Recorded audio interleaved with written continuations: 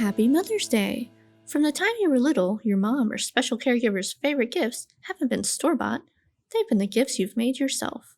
Have you ever wanted to resurrect that feeling as an adult with something a little more ambitious than a necklace made of dried macaroni noodles? Me too! In this video, I'll show you how you can use the resources at the Lane Library's Lane Community Technology Center to create your very own personalized light-up acrylic sign. Items like these sell for $30 or more on Etsy and Amazon. I made mine for free using items that were already available at the Tech Center and self-taught skills that I learned at the library. So what skills and tools did I need?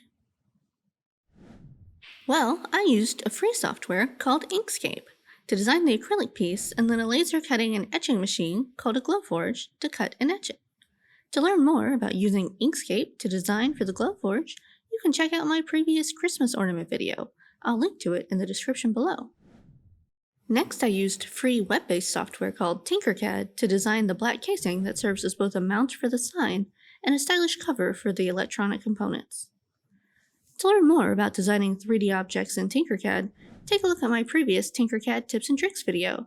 Again, I'll link to it in the description for you. To get the dimensions right, I used a pair of digital calipers to measure my electronic components.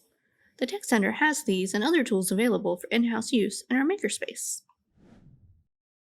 Speaking of the electronic components, the Tech Center had some leftover NeoPixel LED rings and Arduino Gemma microcontrollers from a previous program, so I just used those. The Tech Center may not always have the electronic components that you need for a given project, so if I was going to buy components, this would have been the most expensive part of the project. This 12 LED NeoPixel ring costs about $7.50 on the Adafruit website. The Arduino Gemma microcontroller costs about $9.95 on the Adafruit website.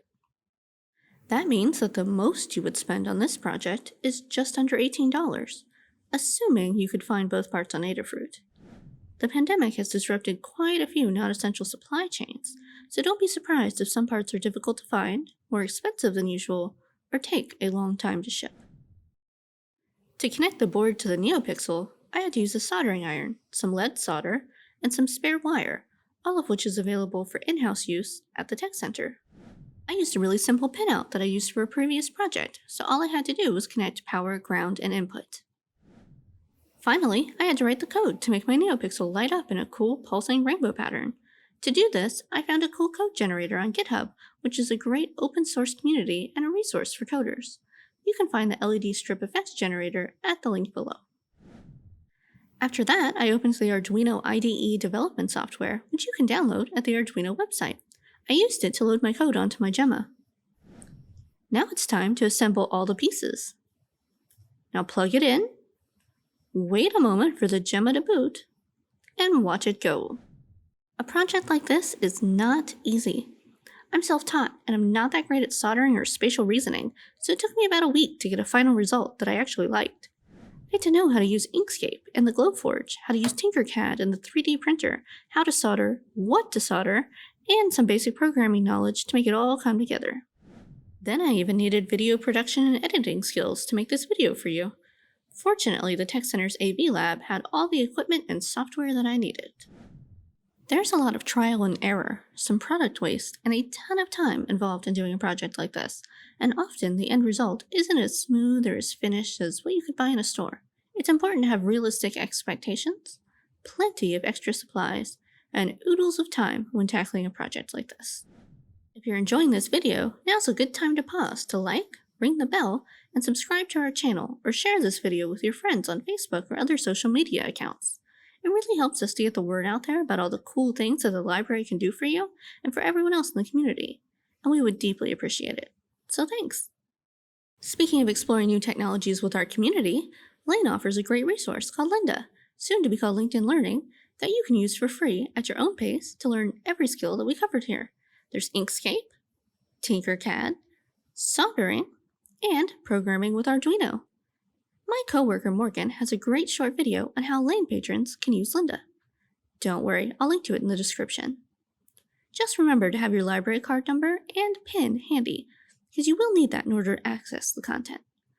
If you're not a Lane member or live outside of our service area, Check to see what kinds of online resources your library offers.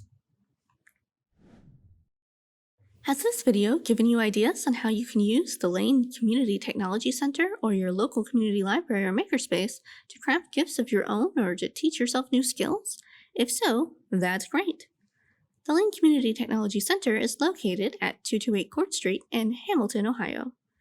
To make an appointment to use our makerspace or equipment, call us at 513-785-2727 or email us at techcenter@lanepl.org. As of the time of this recording, we do still have some pandemic-related safety restrictions in place. Social distancing, mask wearing, and a 1-hour time limit for patron use of any of our in-person facilities are all strictly enforced. That means that classroom and one-on-one instruction remain unavailable at this time. And yes, the 1-hour daily time limit does apply to folks who are working independently in the makerspace. Please keep these safety policies in mind when planning your project. It may require several visits, spread out over time, to complete your project. That said, I can't wait to see what you create. People have used the Tech Center to make all sorts of neat items, ranging from the decorative to the highly useful and everything in between.